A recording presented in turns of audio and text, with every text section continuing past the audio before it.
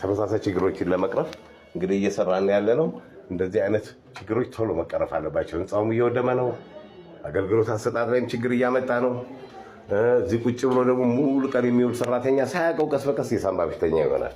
ስለዚህ ይህን ጠግነ ነው በእርግጠኝነት ውጤት እናሳያችኋለን። ግድግዳውን ተመልከቱት ላይ እንዴት እንደበሰበሰ። እንደገና ደግሞ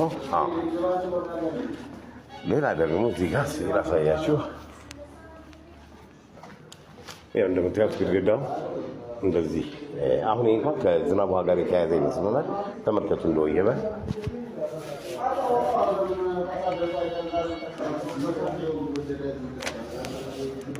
ያው እንደሚታየው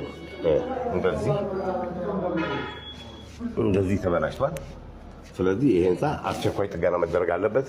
በሌላ ይሄንን መልሰን ጠገነን ሰርተን ወደ ነበረበት አድርገን ተመልሰን እንገናኛለን። መልካም ጊዜ። ሰላም ጤና ይስጥልኝ። እንግዲህ የማይታየው ውሃ ብክነት በህንፃዎች ላይ ምን ያህል ዳሜጅ እንደሚያደርስ እንደምታዩት እዛ ላይ አሁን ምናልባት በግልጽ አይታይም፣ ይንጠባጠባል። ተመልከቱ። ቸግሯቸው እንግዲህ እንደዚህ ባልቢ አስቀምጠው እንደዚህ እያደረጉ ነው፣ ደንበኞች ማለት ነው። አሁን በአጋጣሚ ባንክ ነው፣ ለስራ አልተመቸም እና ሽታ አለው። ይህ ሽታ ደግሞ